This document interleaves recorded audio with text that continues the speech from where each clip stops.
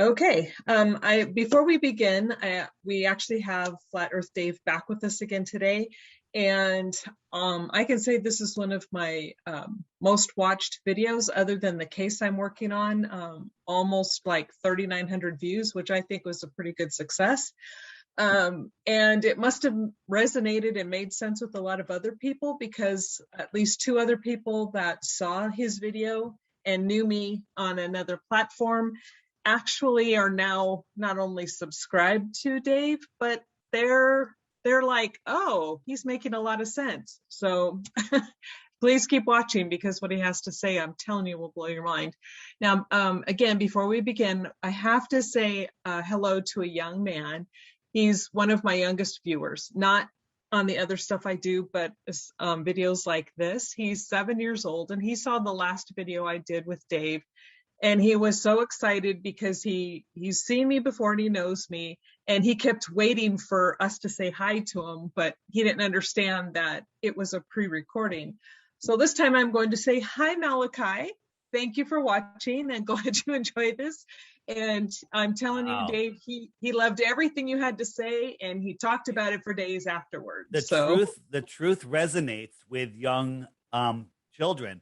The problem is that, by the time you get to 10 years old, you're so indoctrinated. There's so much programming that it's kind of hard to break, because it becomes the foundation of your life. But once you drop your ego, and luckily, kids, their egos aren't as built up as us older adults.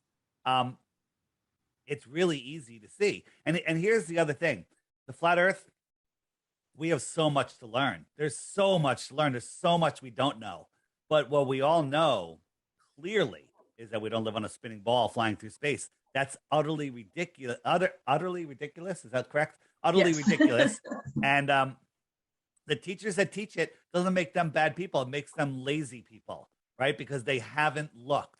If someone says, hey, the Earth is a globe, I say, what's your number one proof? And all they can come up with is photos, Aristophanes, sunsets, all of the stuff that, once you look into it, actually prove the Earth is flat. And it's interesting you mentioned that, because I had sent you a video, which I don't think you probably got. My email's so messed up, but it was a video on this gentleman. I don't know if I should say his name or not, but he was supposedly trying to prove the globe by using his bicycle and two sticks. And he's quoting Eratosthenes, or however you say this gentleman's name. Aristophanes. And I remember you covering that, and I'm like, wait a second, you explained that so much better than my brain could comprehend. So I didn't even comment on his video, but could you show everybody again how that is just ridiculous? You can't use two sticks to prove a globe.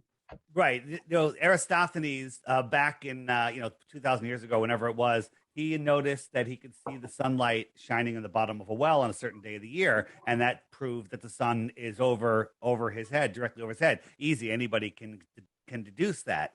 And then the story is, he sent his buddy 500 miles away to, at the same time, measure the angle of the sun. And the story changed from wells to sticks and wells. Doesn't matter. It's the same experiment. So if you put a stick up on that day where Aristophanes was in Said, there's no shadow at solar noon or whatever. Okay.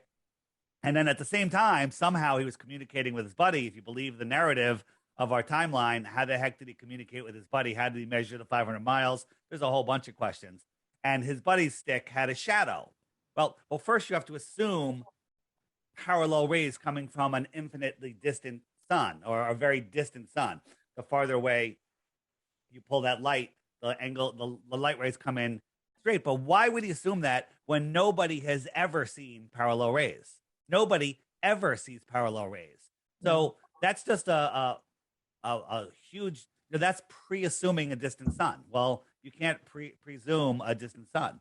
And his experiment is right if we lived on a ball with a distant sun, but we don't have any proof of that. And there's actually proof that we don't live on a ball. But with a small local sun, here he is, no shadow. Here's his buddy, shadow, angles, shadow length. He could do the same math and figure out the sphericity of this flat plane, right? So when you have bad data and you use math you get bad answers. So, Aristophanes was touted as being the first mathematician, first guy ever to figure out the size of the spherical Earth, right? He would be the most famous mathematician ever. But through the years and centuries following him, other mathematicians that lived in the same area that wrote many books never once mentioned him. And the analogy that I use is that's like me writing a history of the Chicago Bulls and just leaving out Michael Jordan. Never going to mention him. Right. And, I never even heard that name until like within the last year. I had no idea this person even existed. Did he exist is the question. You look at all of these people that the stories, cool stories of leaders, scientists that prove the globe.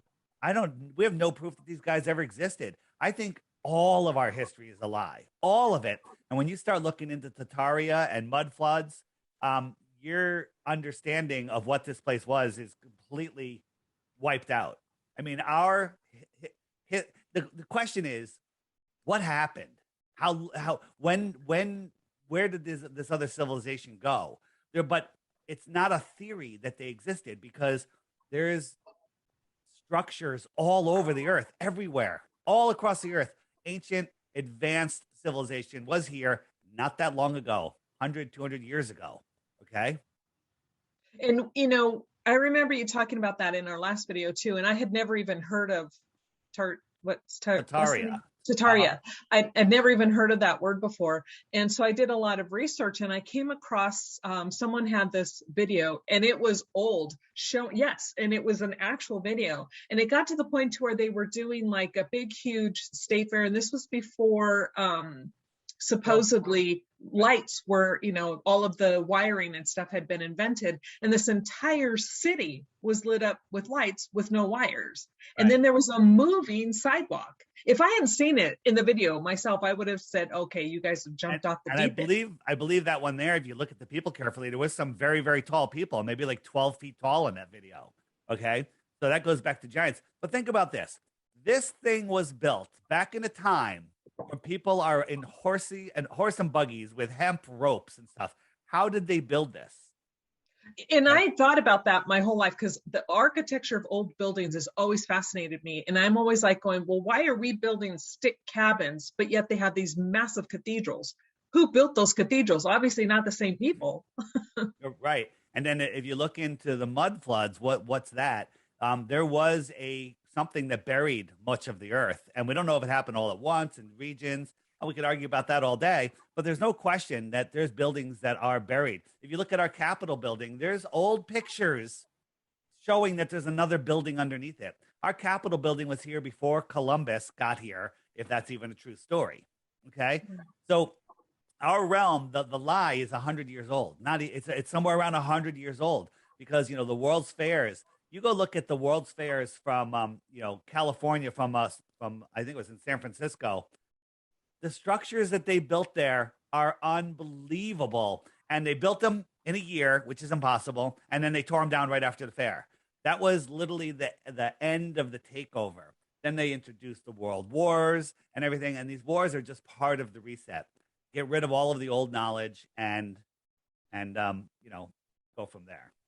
Oh, it's just incredible. And I shared that video with some other friends of mine, and they haven't gotten back to me yet. But I'm like, when you see a moving sidewalk right in the 1800s, and there's nothing there, and we know that they didn't have, whatever those things are called, and it's not an escalator, but you know what I mean? Those like we have at the airports these days. It's like, how did they get the sidewalks to move? And there's so much more there.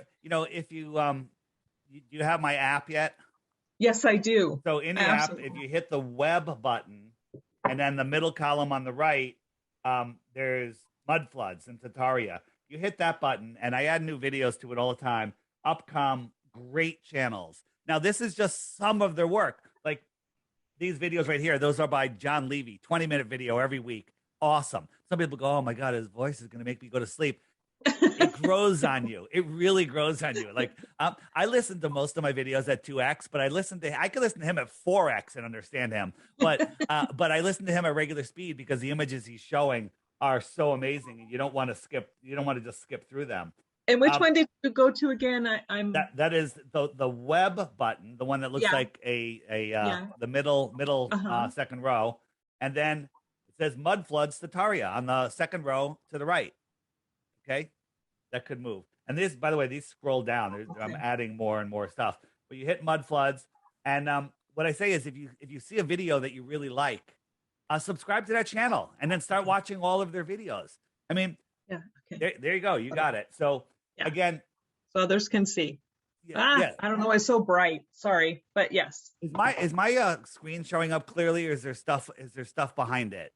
Is No. my the image right here? Is this clear? Yes. Very clear. Very Okay, clear. good. Mine was not. I was having a problem yesterday. I think it has to do with StreamYard, but we're on Zoom. And check that out. Especially, what was the boy's name? Mikael or Malachi. Malachi. Watch John Levy's videos, and you'll be the smartest kid in your school. You may be ridiculed a little bit until people catch on, but you'll be the smartest kid in your school. Well, the good thing is he's homeschooled, so his mom really Perfect. got into this, but he has no problem even going up to people on the street, and he just starts conversations. I mean, this little 7-year-old boy just goes around going, the earth is not round, it's flat. Good for him. Good for him. Stand in your truth. Mm-hmm. And okay, and the next thing, this was one of the things, and this could be something I'm completely misunderstanding, but we all know that there was a solar eclipse on December 4th. We know something happened. I don't quite understand, and I'll be honest, I have your app, but I have not gone and watched the eclipse videos yet. However, I'm looking at this, and I was trying to watch, and I'm looking at all of these videos that supposedly NASA put out and all of these other professionals put out. And, they're changing the filters. And when you're looking at the sun, it's just this massive bright light. You never see solar flares around. It's just a big circle of light. And as whatever is passing over, that's supposed to be the moon. I get these confused. Well, here's the problem. When there's a solar eclipse, that's when the moon comes in front of the sun and blocks the sun. That's the official story. I'm calling nonsense on that. Because, yes, the moon is near the sun when there's an eclipse. An eclipse only happens when there's a new moon. That means there's no light on the moon. Okay. Right. And so no light on the moon and it's near the sun. Okay, I can understand how it would be hard to see the moon because the sun's behind it and it's blinding your eyes. But during a total solar eclipse, when the moon is blocking out the entire sun, how come we can't see the moon? We don't. Yeah. We just see a black spot. And the Earth shine should light up the moon brighter than the moonshine lights up the Earth. Okay? So what is the eclipse? If you ask me, I think I think that the sun and the moon that we're seeing are reflections of their actual source, which is behind them, which is higher in the sky. So I think that there's other cosmology saying there's other dark bodies up there. I don't know the answer, but I can recreate it, showing you how the sun goes behind, the moon would block the sun from being projected, and it creates an eclipse, and you can never see the moon. Have you seen my video on that? Maybe it's worth showing. It takes like 2 minutes. No, go ahead, please show. I have not watched it yet. So in the app, again, let me go full screen here. If I hit the question mark, and then I hit what about eclipses in the bottom right, and then I go down a little bit. Where is it? There it is. So this video, and so there was an eclipse a couple years ago that somebody was filming. All right, so on the left here is my simulated eclipse, and on the right is an actual eclipse that I filmed. And the sky was a little hazy, so it was really easy to film. And again, what is eclipsing it? So somebody in Michigan a year or two ago filmed the eclipse, and there was this little moon. Now, there was this little moon right there, the one that says not lens flare. The other one is a lens flare. Now, that's locked to the sun. Why isn't it moving around? As the camera's moving around, if it's a lens flare, it should move. And we're like, what is that? And now, the eclipse was about 85% at this point, but the reason you don't see it on the main sun there is just because it's so bright it's blowing out the lens. But it is 85% eclipsed. It is getting darker, right? You just Okay. can't see it on the big part. So my theory is that little one that little eclipse that's off to the bottom right is the actual source of the sun, right? What do I mean by that? That is the projector. You ever watch a movie being projected onto a sheet and the Yes. movie camera is behind it? You can see the movie on the sheet, but if you stare at the sheet carefully, you can see the source of that projection behind it as a Right. light. So imagine that being a source and it's being projected, what I call into the sky sheet, right? So Okay. here's me simulating an eclipse. Now we have the sun. There's the source of the sun then coming out of that tube, and I have a new moon, which is just a bottle cap, eclipsing it, and that looks exactly like what we see. Okay, Yeah. so you don't see the moon; you just see something eclipsing it, and that's because there's no light on the moon, so it's not being projected. If there's some light on the moon, we'd see the lit part of the moon projected. But then I said, okay, what is that little? How do they see that little thing? And I said, you know what? Maybe that paper towel I use is too opaque because the sky isn't maybe that opaque. So I used tissue paper, and watch what happens when I did it with a thinner medium. Here comes the eclipse from behind. And if you look off to the right there, that's the source that we're seeing. Oh, wow. Right there. That's the source that's being projected. And if you compare that to the actual eclipse, kind of looks exactly the same. It really does. Okay, Yeah. see, that makes sense. Now, is Wow. that the case? I don't know. It sure makes a lot of sense. Makes a lot more sense than this whole heliocentric, nonsensical model. Now, think about this. They tell us that the moon is, the sun is 400 times bigger and 400 times farther than the sun.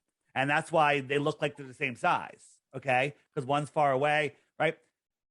The odds of that happening are, well, we'll just say 1 in 400.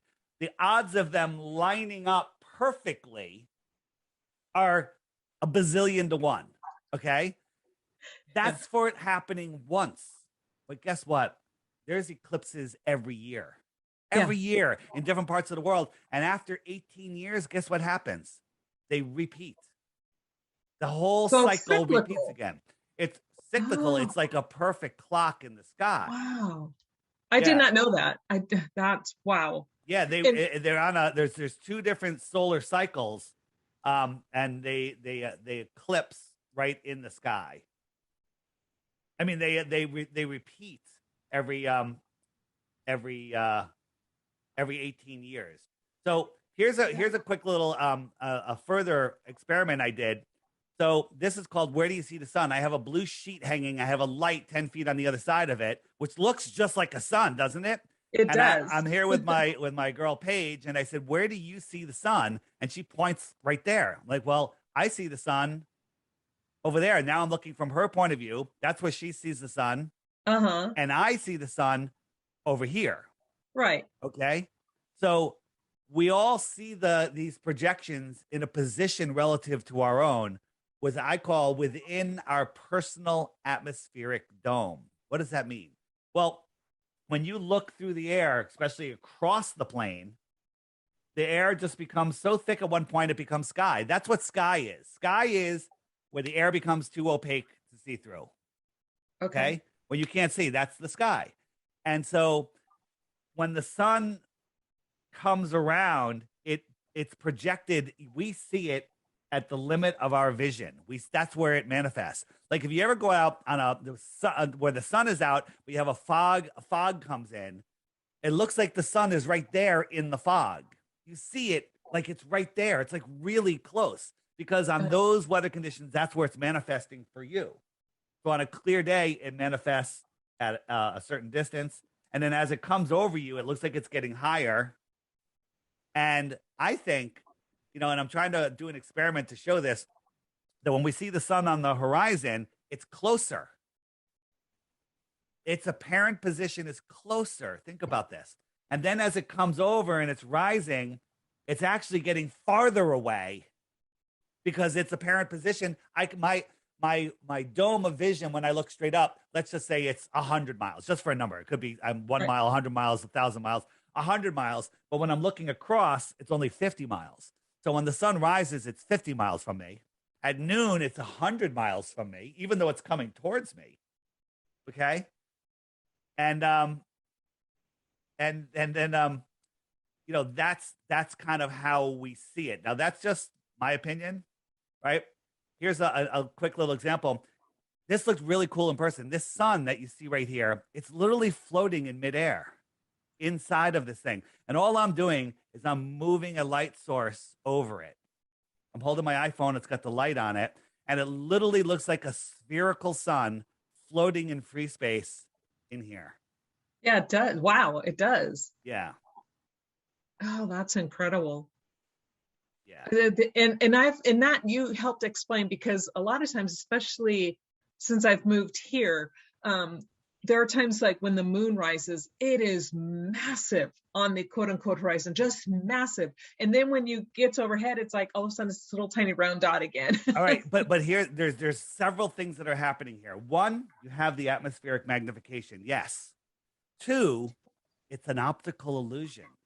Mhm. It's not much bigger than it is when it's above you, but because it's close to the land, because of the way that you see it, it looks gigantic. You take a picture of it and it's like tiny little dot, right? It's like, wow, look at that. You take a picture and you're like, wait a minute, it's horrible.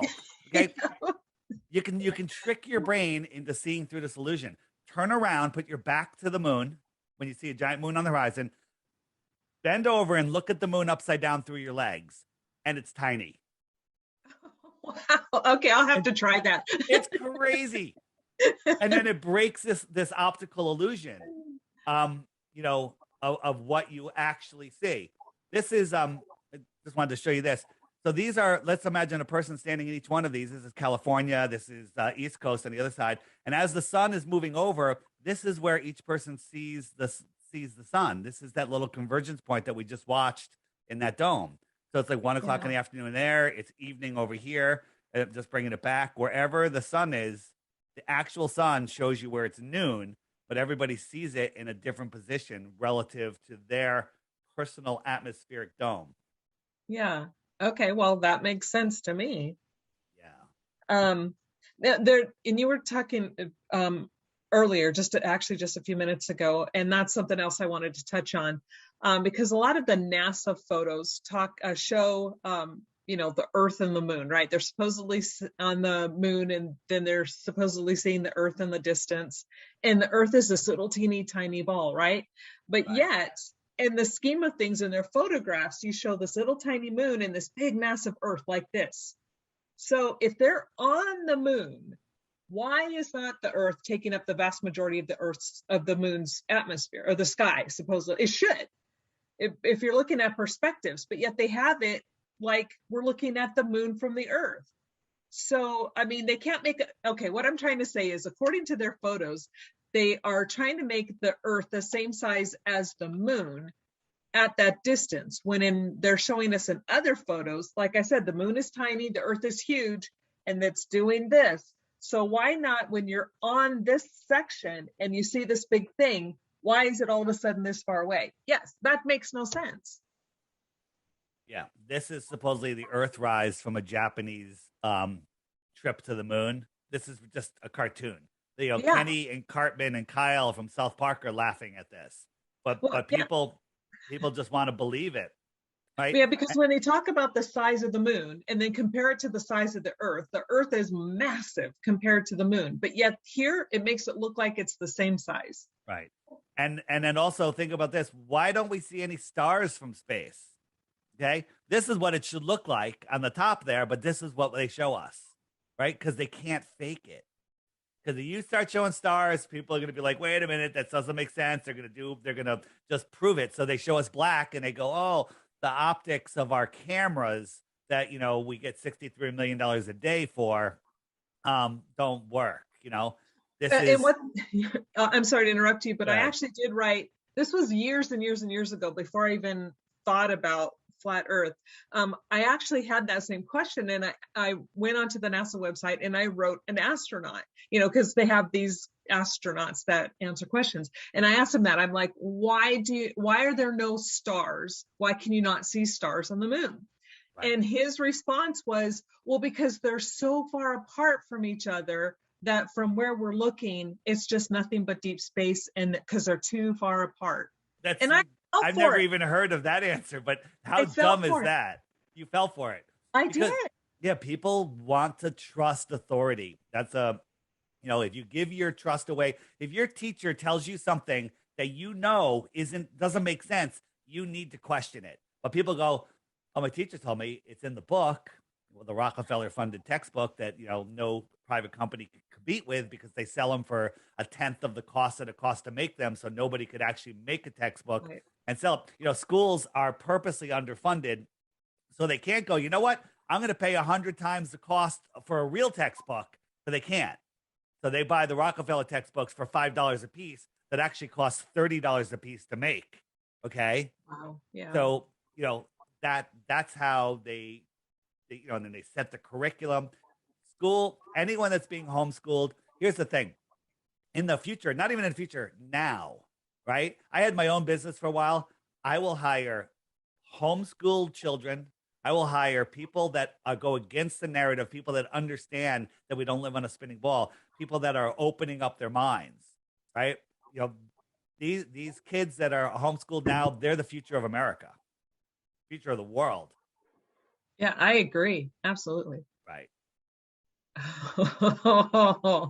Yes, please go on with this one. Yeah, I mean, this is just before the moon landing. We've got the head of NASA, Arthur C. Clarke. We've got, Kubrick, all of these guys together in Hollywood. Yeah, things that make you go, Interesting. Yeah, things that make you go, BS. I agree. Right. Oh, and there's an article I tried to send you, and it was talking about propulsion through space. And I know I'm jumping all over here, Yep. but this one really got me. And what it was explaining is they say that people have a misconception that it's getting pushed up by the force of the jet engine pushing off of the tarmac, but they say in reality that's not it. And in space, how it can keep moving is because it's pushing against the atoms of the gases that are being shot from the rocket. So it's not really pushing against the vacuum of space, but it's pushing against the atoms and the particles at the at the bottom of the rocket that's shooting out the gas. And I'm like, it just seems so ludicrous because it's like they cannot carry that much fuel to make a trip up and back. There's absolutely, and it makes absolutely no sense. And there's been proofs in little small vacuum chambers where they try to do propulsion and it doesn't work. You can't have combustion in space, and there's nothing to push off. Propellers on boats push off water. Airplane propellers push off the air. What do these rockets? How do they navigate? How does Halley's Comet, just changing topics a little bit, go away for 76 years and come back and find us when we've been moving 4.4 billion miles a year? Okay. Yeah. And they're like, oh, well, it's just mirroring your images. Everything's mirroring your images. The idea, so, I've been able to wake up a couple of like science teachers or, people that are in the teaching field when I talk about the distance of stars. Okay. Mm-hmm. Right. The closest star is 25 trillion miles away. You can't fathom that distance. Right. So when I shine a light, if I held a 100-watt flashlight an inch from the wall, all of that light is concentrated on that wall right there. Bam. Nice and bright. And I pull it back 10 feet. Now it's a big wide cone. So all of that light had to be spread out. Imagine that light like a stick of butter. So you got that stick of butter in 3 square inches, a 3-inch circle. And now you got to spread it out over a 10-foot circle. Well, it's getting thinner and thinner, right? Mm-hmm. That light is dissipating because it's being spread out over more and more. So the brightness of a star that we see at 25 trillion miles away would have to be so bright. It's unthinkable. Okay. It's actually even just at a couple light hours away. It's 633 light years away. No, that's Polaris. I'm sorry, Polaris. It's 4.5 light years away. It's the closest star. 4.5 light years. We can scientifically prove that our sun, at 3 light hours away, is magnitudes too far to see. Okay, and then the brightness issue. The inverse square law of light says every time you double the distance of something, it's a quarter of the brightness because it's spreading out. Okay. But people are short circuit. They're not able to process these numbers. Yeah, and now again, I got into so much trouble in my science classes, because I would always, and I still think this way, even before I found like you and others like Eric Dubay who talk about this subject of flat Earth.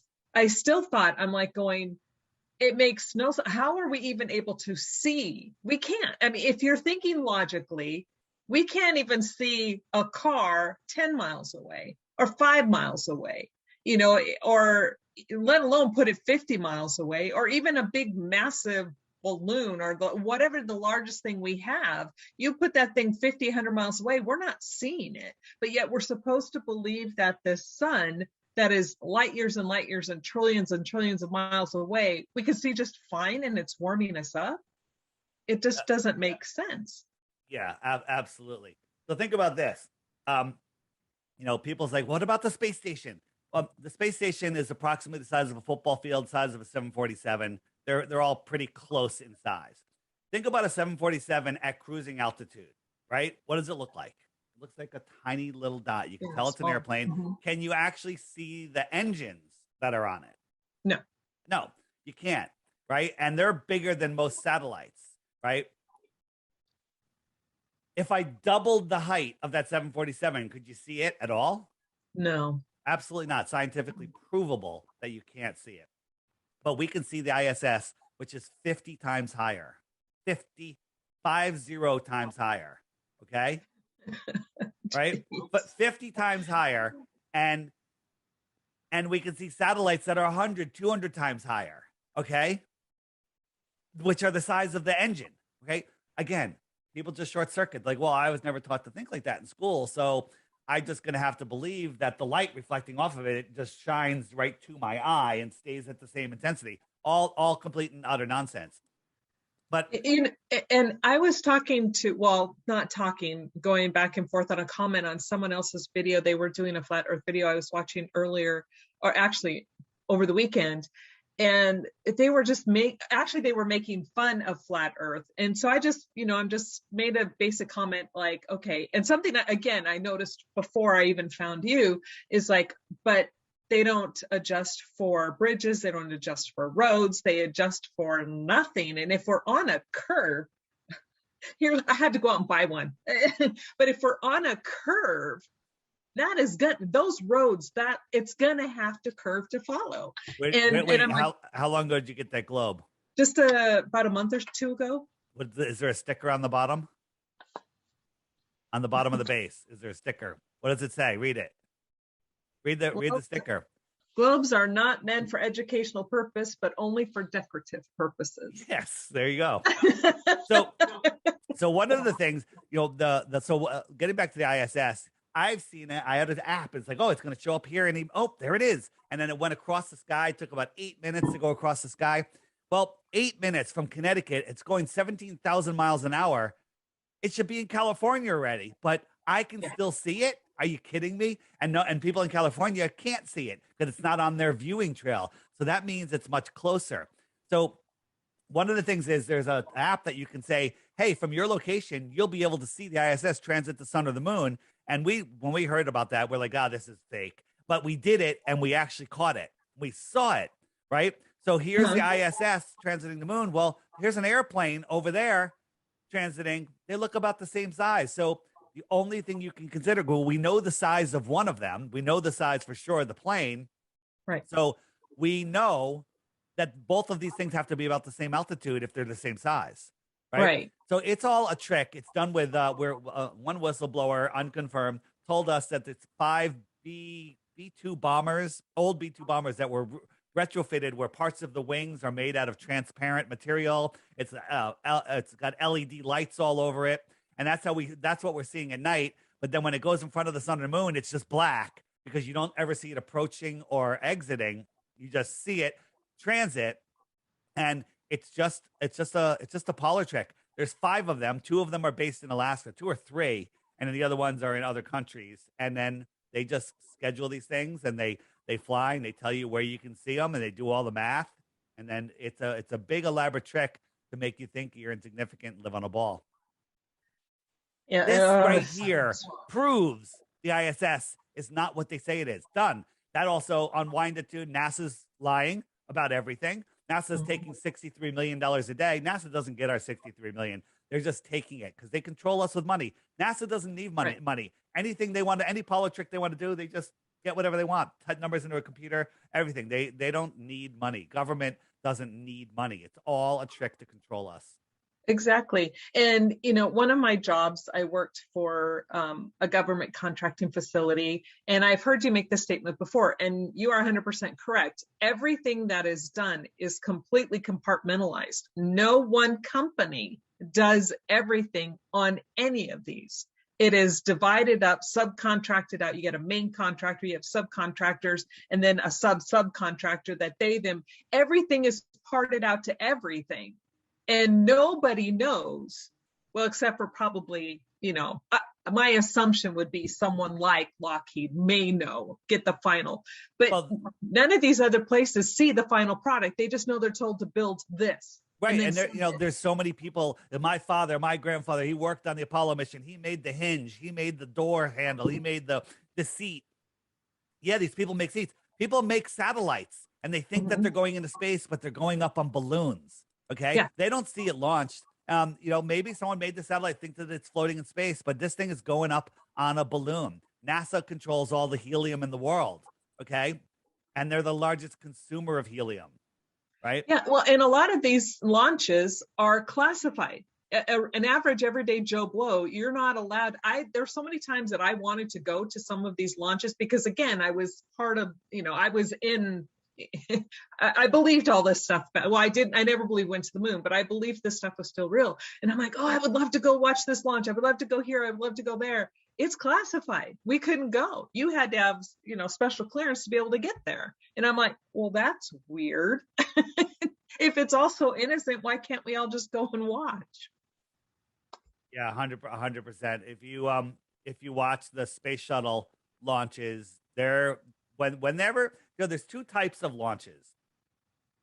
One, they're actually launching something, okay? And they have the ability to launch good-sized rockets, but they're not filled with everything they say. They're mostly empty. They're helium, you know, there's helium in them to make them lighter, and it's just a sideshow. It's just a stage show. Like the shuttle, this orange tank is a Macy's Day Parade balloon. Okay, it's literally filled with helium. This thing supposedly weighs 4 million pounds. The thrust from that, these people are so far away they can't even see the rocket. It's over a tree line, over 10 miles away, and they can see like this, a tiny little tip of the nose, right? But they edit this to make it look like these people are right there, and they're not. Okay, they're not right there. This is a beauty shot, and then all of this thrust should literally pulverize this fence and everything else around it, just like a 300 mile an hour. Just saw what a 300 mile an hour a tornado could do. It turns everything into, you know, just destroys everything. But no, that thing, superheated thrust. Now, this is not CGI. This is real because you can see the smoke trail. Okay, so they're actually launching something. It's just a big fireworks show, and there's other ones that when they go up, they're not real. These are the classified launches, okay? Where, you know, they do it at night, where they launch something small so someone could say they saw something, but they're launching projected holograms, okay? What am I looking? I'm looking for SpaceX. There we go. SpaceX.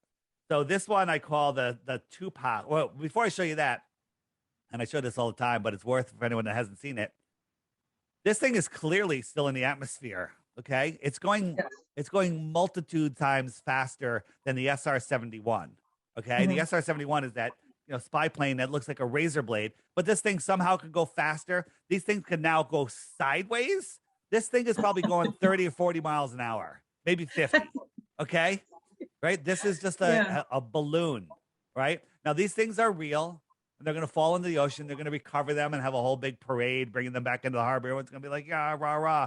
It's all a stage show. Okay. Now, that's the wrong one. There we go. This is what I call the Tupac rocket, right? Because it's a hologram. And we've caught them with holographic projectors on their lawn. NASA has these big lights, and we're like, what are these things? And we zoomed in, got a name, and it's from a holographic projection company. But there's Oh, no wow. smoke trail. There's no No. smoke trail. And they always show you this close shot, okay? That cameraman's great. How about pull back a little bit? Let us see what's really going on. I don't even know if this thing's moving, okay? This could be on a stick in a green screen studio, okay? That's But look what true. happened. Something Oh, happened. no way. Yeah, It something glitched. happened. It glitched. Okay. This was Busted. being shown. And now again, are they that dumb? Were they showing it live? Or were they rubbing it in our faces? Or are they testing our intelligence? I don't know. I go back and forth all the time. I'm like, they're that stupid. Then Well, I'm people like, don't question anything anymore. Even right, if they see it, they just ignore it. 100%. Wow. Yeah. Holy cow. And then when you look at, have you seen the upright landings?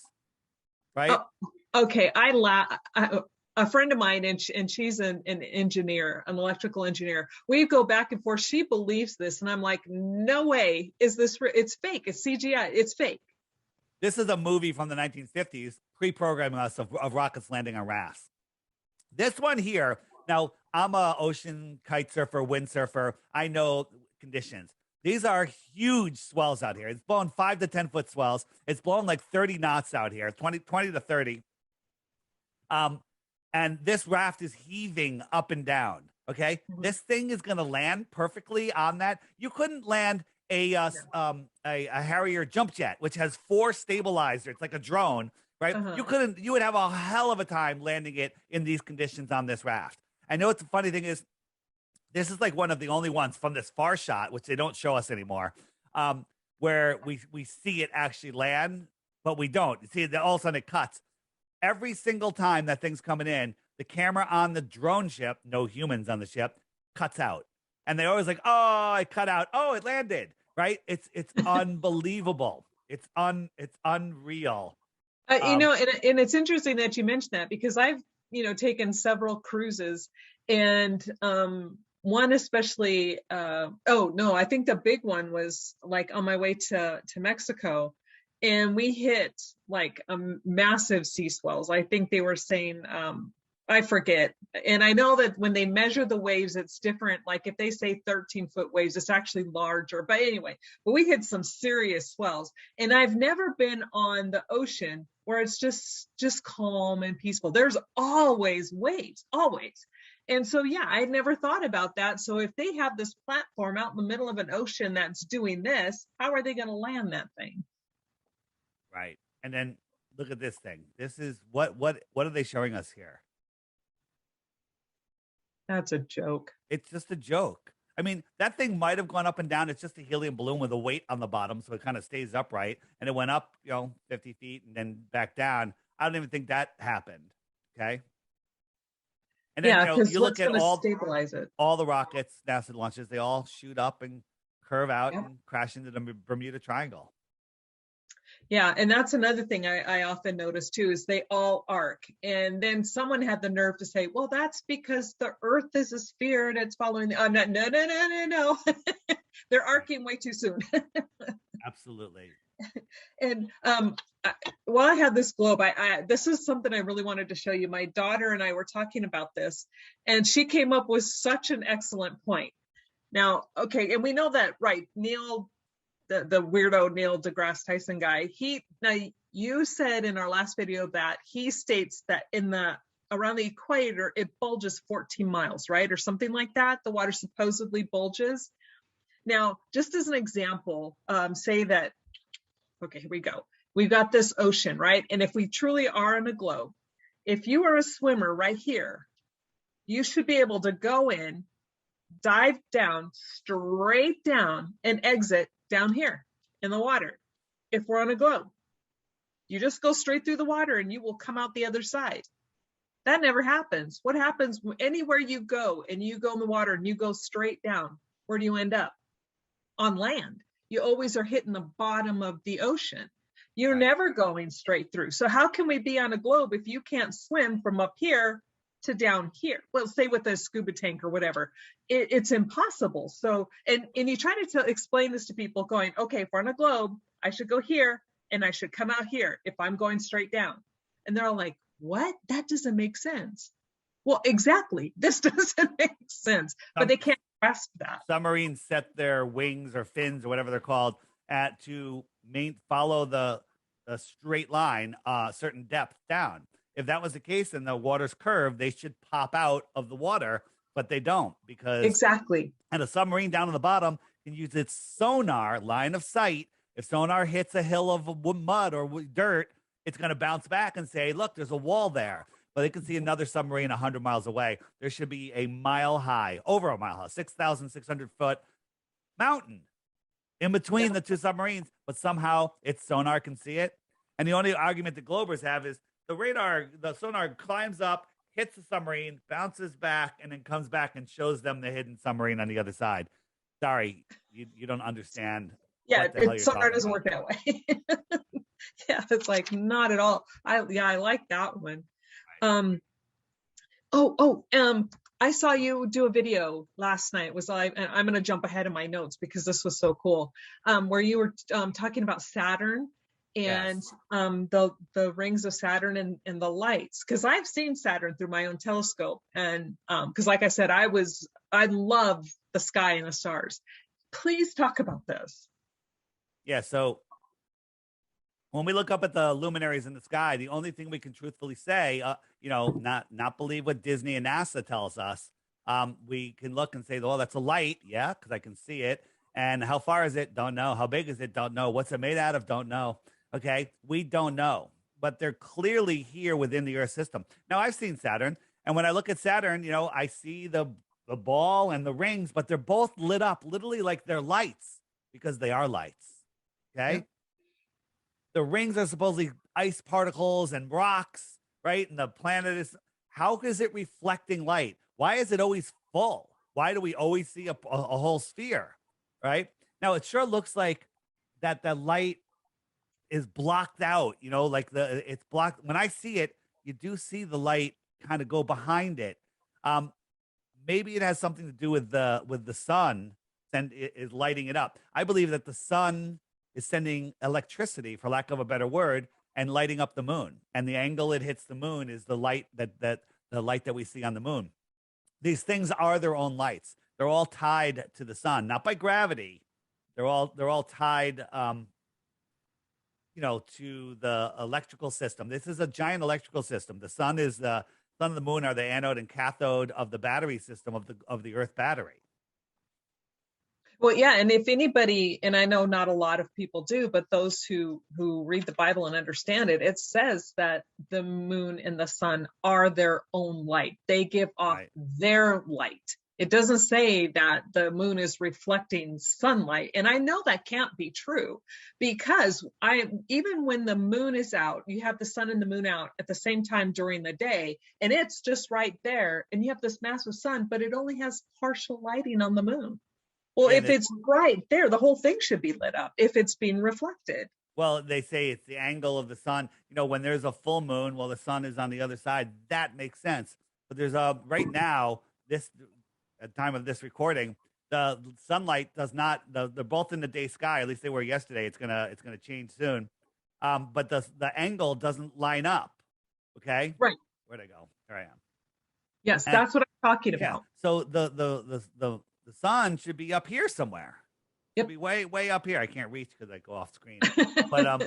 But it's not lining up with where the sun is. Yeah. So and I was getting ready to point at the screen for you. It's on the bottom where that sunlight is hitting the moon. if their theory was correct, that whole bottom portion should be lit up and the top darker. But instead, you have the top very crescent part of the moon is lit at an angle, and it never makes sense. So every time I see the sun and the moon, I go outside and I look at that, and I'm like, I'm trying to figure out their theory, and it just never matches. I'm like, none of this makes sense. None of it at all. There was another thing. This is kind of what we see when we see Saturn. It's just this light. It's amazing, amazing light. And what is it? Why are all the planets named after gods? Okay. Yeah. It's very, very interesting. These are energetic sources here within the Earth system. Yeah, and I've looked through my telescope and I see exactly what you're showing. I see Saturn almost like that, but at a different angle, because I think where I'm at, it's a little bit different. But Mars, yeah, I don't see a quote unquote planet. That's what I see when I look at Mars. Yeah, interesting. And it's just beautiful. Not a rocky ball floating in an infinite space vacuum. These are provable things. And then the brightness, Jupiter's in the sky now. It's so bright. How does that dusty, dirty ball reflect light back to Earth with a sun that's way smaller than our sun? Because from Jupiter, the sun is tiny. How does that tiny sun light up Jupiter and then reflect all the way back to Earth and look brighter than any star in the sky? Yeah, give me a break. Sense. Yeah, it's absolutely ridiculous. Yeah, not at all. And there was a thing my daughter wanted me to ask you, and because what she heard, and this kind of goes along with what you're showing right now, is someone had. I'm showing a cartoon for those of you wondering. Love those cartoons. Was that she was either reading an article or watched a video where they were talking about the planets and how the sun is able to reflect off of their quote unquote atmosphere. And because they supposedly have a protective coating or a protective shell or something around them. And my daughter, I don't want to ruin her question because it was such a good question, but she's like, how, if the sun is such a massive ball of gas, how is it not vaporizing all of these things that are closer to it, like Mercury and Venus? Why, and anything else that could get closer? Wouldn't that protective coating be vaporized and then these planets themselves be vaporized? None of it makes any sense whatsoever. We just had an alignment of all of the sun, moon, and stars, sun, moon, and planets the other day. They all lined up. How come their gravity doesn't nudge each other? Okay. These are impossibilities. It's called the three body problem, where we can't model more than two gravitational objects orbiting each other. You add a third body orbiting either one of the first two bodies and the model just falls apart. However, we have, 40, 50 objects in our solar system alone, and the system constantly repeats itself again and again. We know exactly where everything's going to be. Give me a break. Yes, makes no sense at all. Yeah, and I remember it was a while ago when they were talking about, when they started to make a big deal about alignments and everything's going to align and we don't know what's going to happen. Earthquakes might be going on. This was the news again, years before I even heard about, what the flat earth. And I'm like, well, this just doesn't make sense. And then when no catastrophic events occurred during the alignments, they've slowly kind of let that go by the wayside. So I'm like, well, they obviously can't. It cannot be what they're saying, because in reality, well, theoretically, if you have all these gravitational pulls and they're all so close in proximity and now they're all in the same line, you would think that it would make sense to have something happen, but nothing ever does. It's just another day in the neighborhood. Have I shown you the optical illusion with the tables? You have, but please do it again. Yeah. So when people look and they say, well, I know what size that is, are these two tables the same width and length? And everybody says no, but actually they're exactly the same width and length. Right. And even though I'm exposing this to you, normally when you expose something, your mind can't unsee it. It's like you still can't reconcile that. And so unless you can touch it and measure it, you don't know, right? You don't know the size and shape of it. See, I don't know how many times, and I actually saw a video of a museum where they have this same thing, and you get to go in and measure things. And the guy was videotaping it, and they had that same exact thing in the museum. And I don't know how many times I've seen this. I can't, my brain, like you said, it can't reconcile that. It still looks different, completely different. Right. And Amazing. and so we're in this impossible more than three body solar system where every year the stars reset, every 18 years the eclipses reset. We know where all the planets are going to be all of the time, right? We know all of this stuff. How do we know this unless it's in a perfectly ordered system? This is a monument that on November 11th at 11:11 a.m., the sun lines up with all of these holes and lights up this little memorial. It's for a veterans memorial, but the sun shines right through these holes and is magnified right on the spot every year at 11:11 at 11:11 on 11:11 at 11:11. Okay, Well, that's how weird. is that possible in a heliocentric beehive? Right? Wouldn't things, when we have an alignment, wouldn't the Earth just be tilted just a little bit, pulled this way, pulled that way? But everything works perfectly according to our timeline for millions and millions and millions and millions of years, when in fact, it wouldn't work perfectly for 5 minutes with all of Right. these gravitational forces. How does the sun hold on to all of these distant planets, but all of the planets hold on to their moons, but the sun ignores the moons? Okay.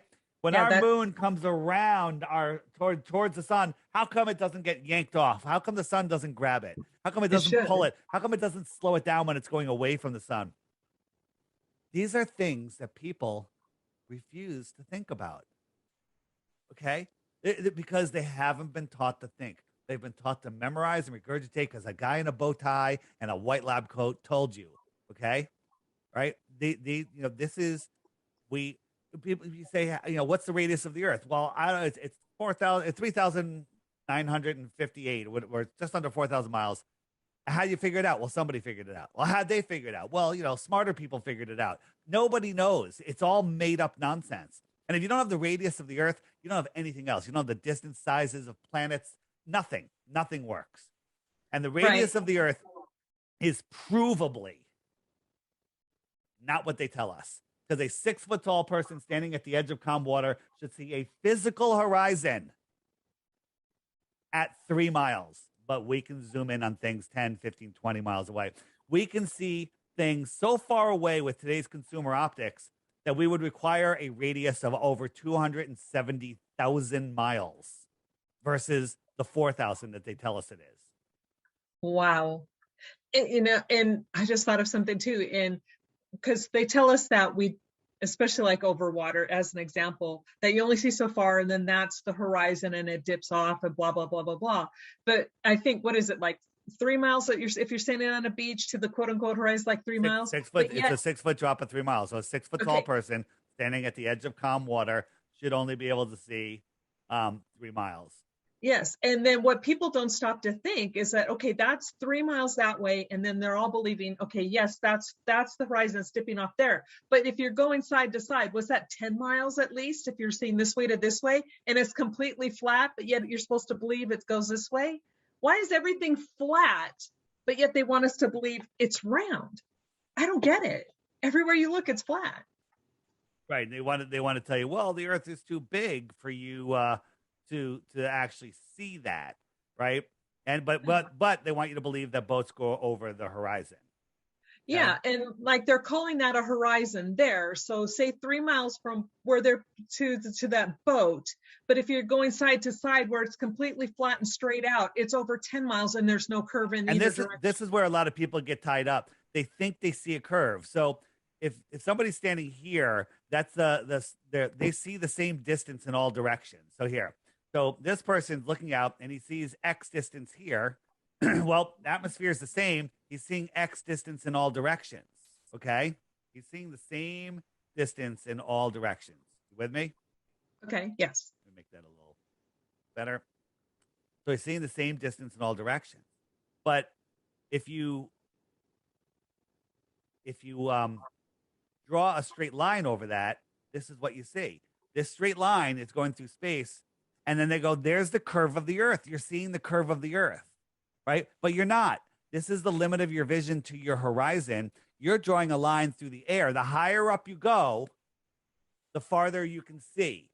So that Mhm. apparent horizon is going to move, but that horizon is a that horizon is a circle. Mhm. The horizon is a circle because our vision of you is a circle. It's like putting your head in the middle of a hula hoop, and at eye level, that edge of the hula hoop is the limit of your vision. You can draw a tangent line to that and claim that hula hoop's a sphere, but we know that that vision that you're seeing is a flat circle. Yeah, and one more thing, because I know we're getting short on time, and I definitely want you to share your app for sure. Because was one other thing, and how they're always saying like the spin, right? So if the Earth is spinning super fast, right, and they're saying that it's way faster at the equator than up here, and it's slowing here, this is a solid mass. You cannot have a spin of this mass faster here, but slower at the top of the bottom. They would have to be on some type of gear. They would have to not be connected. And again, this just boggles my mind that people fall for this. Either the entire globe is spinning at the same speed, or it doesn't exist at So all. if we lived on a globe, which is Right, impossible, at the right. equator you're moving 1,000 miles an hour, but in Alaska you're moving 300 miles an hour. And Doesn't work that way. it does. It does if we lived on a ball. The problem is if you took off from the North Pole or Alaska and you flew to Ecuador, how are you going to land on a runway that's moving sideways at 1,000 miles an hour when you only have that initial 300 miles an hour of sideways initial inertia, right? If you want to add the speed of the airplane to it, which is stupid, that brings you up to 800 miles an hour. So now you got a runway that's moving 200 miles an hour sideways. Okay, nonsense. It's utter nonsense. And once you see it, you can't unsee it. So, again, why am I talking about flat Earth now with all the craziness going on in the world? And the answer is because that's why all the craziness is going on in the world. People are lost. People are lost in space. They don't know who they are. They don't know what they are. Okay, they have no idea the power that we truly have. Why lie about the shape of the earth? Who cares about the shape of the earth? It's the lie that matters, right? They don't want us to know that our thoughts create our reality. Our thoughts create our reality. This is a magical world we live in, and they don't want us to know that. We are free, and nobody has to give us rights because we have God-given inalienable rights. Right. Okay. So to say, well, you just do this, we'll let you go shopping. No, I can go shopping. Okay. Mhm. I'm not listening to any of this. And anyone that thinks that someone has power over them, that's in your imagination. Right. In The your only power they imagination. have is what you give them. Right. So So yeah, I'm sorry, I didn't mean to cut you off. So on these last few minutes, oh, we're actually probably over. Can you please just show everybody your app? I have this app. I love this app, and I watch the little short clips almost every day. So let everybody know what they're missing. real quick, it's the Flat Earth Sun, Moon, and Zodiac Clock app. And every day there's a new featured video right here and different topics each day. And it's like, if you don't know what to look for, watch that video. If you want to answer some specific questions, hit the question mark and up come playlist of videos that YouTube is hiding from you. Okay. You Google flat Earth, you might as well just remain a glober for the rest of your life because they're going to feed you nonsense. Google any term, any phrase with the word flat Earth in it, you get the same results, all propaganda. You get Bill Nye, the lying guy with the bow tie. You get Simon Dan. You get Professor Dave. These are actors put out there with scripted videos that try to make you feel stupid for even questioning the narrative. Okay. Flat Earth is the easiest thing to see, but you just have to put down your ego and your lifelong ball training and let it go. Just let it go and then use your common sense and don't give it up for nonsense. That's what they want you to do. Tons of resources in here, tons of stuff. Um, you know, the mud floods button alone will blow your mind. And there's books.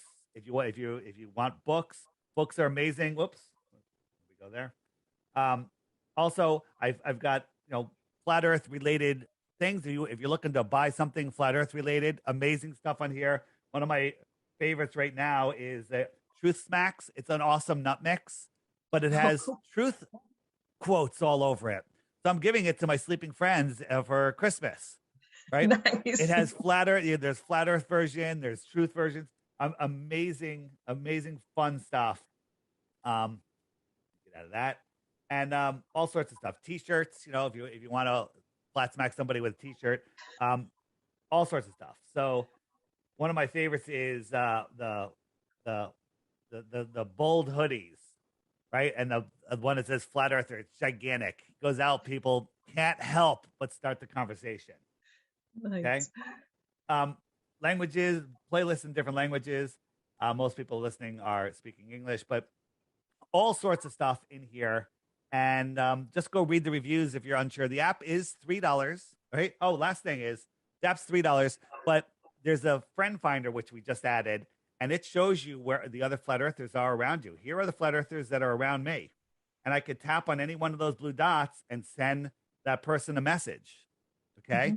I can do a group message I got everybody within 50 kilometers, and there's 250 people within 50 kilometers of me. I could do an instant meetup. Hey, tomorrow, 6 p.m., the so-and-so bar and grill, come one, come all. You now just have a new group of people to associate with. And the thing I was saying before about homeschooled kids people that are awake, every single blue dot there, you have more in common with them than you do with anybody that any other site is going to match you up with. That you'll randomly meet at a party. Every single one of those people knows the Earth is not a globe. They know about the insanity that's going on in the world. So it's the Flat Earth, Sun, Moon, and Zodiac Clock app. You can just scan this QR code. You can just go to flatearthdave.com and link it there. Just make sure, because Android has a fake one out there under the same name, some of the same graphics. The app is is horrible. So don't send me an email telling me my app sucks, because everybody loves my app. Well, I have your app, and I do. I like it a lot. And also, I went ahead and I did the subscription. I know people don't have to, but I have no problem supporting. So here's the thing: it costs money. The server and sending messages costs money. But I made it so if you don't subscribe, you can still get group messages. Like if I send out a message and half the people, I send it to 250 people and half the people aren't subscribed, that's okay. They still get the message. They still get the information. And I include my email address in there, and they can email me. So now they've just got it for free. But if you want to send messages, it's $11 for a year. That's like buying me a margarita and not tipping the bartender very well. And then you have it for a year. Okay. Right. And I have no problem with that at all. I've heard some people make some really snide comments, but I'm like, really? I mean, I pay more than that for doing other things, just tipping a waiter. So there's no other subscription. There's no other subscription. There's nothing. There's very few things that cost less than $11 a year. Yeah. Okay? And it's been money well spent. I love the app and I highly recommend it. So scan that barcode. I'm telling you, it's a great app. Yeah. And unfortunately, we're out of time. I could just talk to Dave all day, every day. I mean, he's just so knowledgeable on the subject. So again, I want to say thank you, Malachi. I'm sure I don't know how far you made it, but if you made it this far, I hope you enjoyed Flat Earth Dave. And thank you for everybody for watching. And thank you so much, Dave, for coming back and sharing more. And hopefully 6 months down the line, I can get you.